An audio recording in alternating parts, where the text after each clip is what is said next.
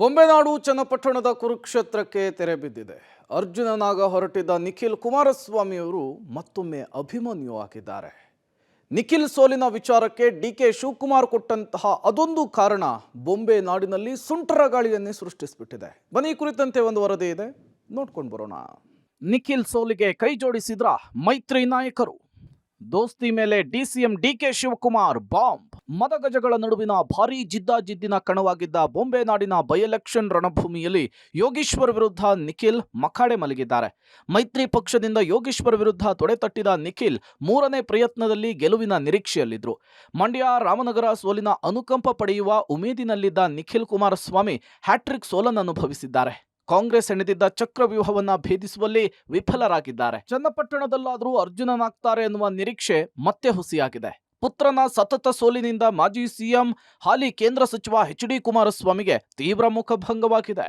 10 ದಿನಗಳ ಕಾಲ ಮಾಜಿ ಪ್ರಧಾನಿ ದೇವೇಗೌಡರೇ ಅಖಾಡದಲ್ಲಿ ಘರ್ಜಿಸಿ ಮೊಮ್ಮಗ ನಿಖಿಲ್ ಪರ ಪ್ರಚಾರ ಮಾಡಿದ್ರು. ತಂದೆ ಕುಮಾರಸ್ವಾಮಿ ಕ್ಷೇತ್ರ ಬಿಟ್ಟು ಕದಲದೆ ಚನ್ನಪಟ್ಟಣದಲ್ಲಿಯೇ ಪುತ್ರನ ಗೆಲುವಿಗಾಗಿ ಅವಿರತ ಶ್ರಮ ಹಾಕಿದ್ರು. ಪ್ರತಿಷ್ಠೆಯ ಫೈಟ್ನಲ್ಲಿ ಮುಗ್ಗರಿಸಿದ್ದಾರೆ. ಡಿಕೆ ಬ್ರದರ್ಸ್ ಗೆದ್ದು ಬೀಗಿದ್ದಾರೆ. ಪುತ್ರನ ಸೋಲಿನ ಮೂಲಕ ರಾಮನಗರ ಜಿಲ್ಲೆಯಿಂದಲೇ ಜೆಡಿಎಸ್ ಗಂಟು ಮೂಟೆ ಕಟ್ಟಿದೆ. ಈ ಮಧ್ಯೆ ಡಿಸಿಎಂ ಡಿಕೆಶಿ ದೋಸ್ತಿಗಳ ಮೇಲೆ ಬಾಂಬ್ ಹಾಕಿದ್ದಾರೆ. ನಿಖಿಲ್ ಸೋಲಿಗೆ ಜೆಡಿಎಸ್ ಬಿಜೆಪಿ ಕಾರ್ಯಕರ್ತರು ಕೈ ಜೋಡಿಸಿದ್ದಾರೆ ಅಂತ ಹೇಳಿದ್ದಾರೆ.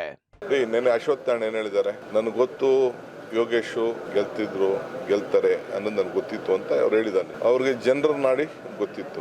ಈಗ ಚನ್ನಪಟ್ಟಣದಲ್ಲಿ ಇರೋಂಥ ಬಿಜೆಪಿ ಕಾರ್ಯಕರ್ತನ ಬಿಡಿ, ಈಗ ಗುರ್ತು ಮಾಡಿ ಇಟ್ಕೊಂಡಿದ್ರಲ್ಲ, ಬೆಳಗ್ಗೆ ಎದ್ರೆ ಅವ್ರನ್ನ ಕರ್ಕೊಂಡು ಹೋಗೋದು, ಅವ್ರ ಮನೇಲಿ ಇರೋದಿಲ್ಲ, ಅವರೆಲ್ಲ ಯಾರಿಗೂ ಓಟ್ ಹಾಕಿದ್ದಾರೆ, ಅವ್ರ ಬೂತ್ಗಳೆಲ್ಲ ಯಾರಿಗೂ ಓಟ್ ಬಿದ್ದಿದೆ. ಡಿಕೆಶಿ ಸ್ಫೋಟಕ ಹೇಳಿಕೆಗೆ ವಿಪಕ್ಷ ನಾಯಕ ಆರ್ ಅಶೋಕ್ ಕೌಂಟರ್ ಕೊಟ್ಟಿದ್ದಾರೆ. ಡಿಕೆ ಶಿವಕುಮಾರ್ ತಂದಿಕ್ಕುವ ಕೆಲಸ ಮಾಡ್ತಿದ್ದಾರೆ ಅಂತ ಹೇಳಿದ್ದಾರೆ. ತಂದಿಕ್ಕೋ ಕೆಲಸವನ್ನ ಡಿ ಕೆ ಶಿವಕುಮಾರ್ ಮಾಡಬಾರ್ದು. ಅವ್ರಿಗೆ ಚುನಾವಣೆಯಲ್ಲಿ ಕ್ಯಾಂಡಿಡೇಟ್ ಗತಿ ಇಲ್ದಿರಾ ಬಿಜೆಪಿಯಿಂದ ತಗೊಂಡ್ರಿ. ಕಾಂಗ್ರೆಸ್ ಪಾರ್ಟಿಯಲ್ಲಿ ಯಾರು ಗತಿ ಇರ್ಲಿಲ್ವಾ, ಕಾರ್ಯಕರ್ತ ಇರ್ಲಿಲ್ವಾ? ನಮ್ಮ ಪಾರ್ಟಿಯಿಂದ ತಗೊಂಡು ಚುನಾವಣೆಯಲ್ಲಿ ಕ್ಯಾಂಡಿಡೇಟ್ ಮಾಡಿ ಇವತ್ತು ನಮಗೆ ಸವಾಲಾಗ್ತಿರಲ್ಲ ನೀವು. ಫಲಿತಾಂಶ ಬಂದಾಯ್ತು, ಚರ್ಚಿಸಿ ಪ್ರಯೋಜನ ಇಲ್ಲ. ಚನ್ನಪಟ್ಟಣ ರಿಸಲ್ಟ್ ಬಗ್ಗೆ ಎಚ್ಡಿಕೆ ನಿರಾಸೆ ಮಾತು. ಚನ್ನಪಟ್ಟಣದಲ್ಲಿ ನಿಖಿಲ್ ಸೋಲಿನ ಬಗ್ಗೆ ಮೊದಲ ಬಾರಿಗೆ ಕೇಂದ್ರ ಸಚಿವ ಎಚ್.ಡಿ. ಕುಮಾರಸ್ವಾಮಿ ರಿಯಾಕ್ಟ್ ಮಾಡಿದ್ದು ಫಲಿತಾಂಶ ಬಂದಾಗಿದೆ. ಈಗೇನೇ ಚರ್ಚೆ ಮಾಡಿದ್ರೂ ಪ್ರಯೋಜನ ಇಲ್ಲ, ಫಲಿತಾಂಶವನ್ನು ಒಪ್ಪಿಕೊಳ್ಳಬೇಕು ಎನ್ನುವ ಮೂಲಕ ನಿರಾಸೆಯ ಮಾತುಗಳನ್ನಾಡಿದ್ದಾರೆ. ಈಗ ಏನು ಚರ್ಚೆ ಮಾಡೋದು ಅದಕ್ಕೆ ಅರ್ಥ ಇಲ್ಲ, ಅಕ್ಸೆಪ್ಟ್ ಮಾಡ್ಕೋಬೇಕು. ಜನ ತೀರ್ಮಾನ ಕೊಟ್ಟಿದ್ದಾರೆ.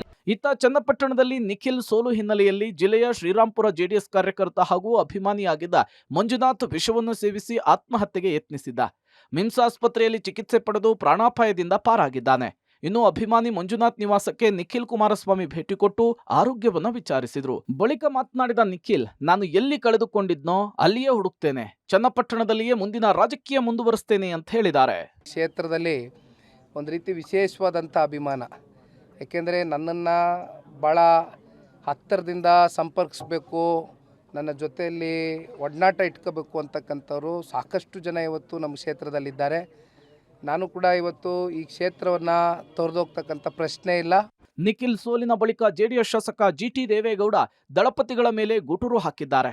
ನನ್ನನ್ನು ಯಾರೂ ಪ್ರಚಾರ ಕರೆದಿಲ್ಲ, ನಿಖಿಲ್ ಗೆಲ್ಲಿಸಲಾಗದಿದ್ರೆ ಕಣಕ್ಕೆ ಇಳಿಸಿದ್ದು, ಯೋಗೇಶ್ವರ್ಗೆ ಟಿಕೆಟ್ ಕೊಟ್ಟಿದ್ರೆ ಈ ಪರಿಸ್ಥಿತಿ ಬರ್ತಿತ್ತಾ ಅಂತ ಹೇಳಿದ್ದಾರೆ.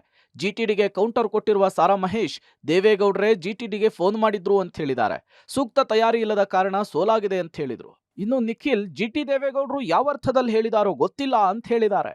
ನಮಗೂ ಅವ್ರಿಗೂ ಯಾವುದೇ ವಿಧವಾದಂಥ ಮಾತುಕತೆ ಭಿನ್ನಾಭಿಪ್ರಾಯ ಏನೂ ಇಲ್ಲ.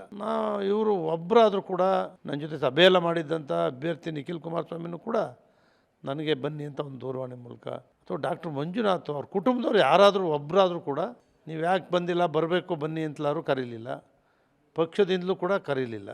ಆದ್ದರಿಂದ ನಾನು ಅಲ್ಲಿಗೆ ಹೋಗಿಲ್ಲ. ಅವ್ರ ಬಗ್ಗೆ ಮಾತನಾಡಬಾರ್ದು, ಆದರೂ ನೀವು ಕೇಳಿದ್ರಿಂದ ಹೇಳ್ತೀನಿ.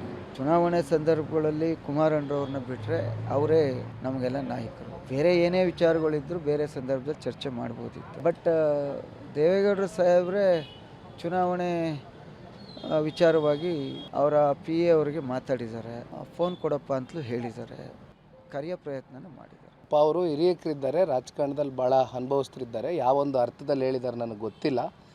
ಆದರೆ ಅದ್ರ ಬಗ್ಗೆ ನಾನೇನು ಪ್ರತಿಕ್ರಿಯೆ ಕೊಡಲಿಕ್ಕೆ ಹೋಗೋದಿಲ್ಲ. ಯಾಕಂದ್ರೆ ನಮ್ಮ ಪಕ್ಷದ ಶಾಸಕರಿದ್ದಾರೆ, ಹಿರಿಯಕರಿದ್ದಾರೆ, ಕೋರ್ ಕಮಿಟಿ ಅಧ್ಯಕ್ಷರು ಕೂಡ ಇದ್ದಾರೆ. ಹಾಗಾಗಿ ಅವರ ಒಂದು ಸ್ಥಾನಕ್ಕೆ ಗೌರವ ಕೊಡ್ತಕ್ಕಂಥದ್ದಾಗಬೇಕು. ಆ ಗೌರವವನ್ನು ನಾನು ಕೊಡ್ತೇನೆ. ಒಟ್ನಲ್ಲಿ ಪ್ರತಿಷ್ಠೆಯ ಅಖಾಡದಲ್ಲಿ ದಳಪತಿಗಳು ಮುಗ್ಗರಿಸಿದ್ದಾರೆ. ಚನ್ನಪಟ್ಟಣದ ಸೋಲು ಅರಗಿಸಿಕೊಳ್ಳದಂತಾಗಿದೆ. Political bureau, public TV.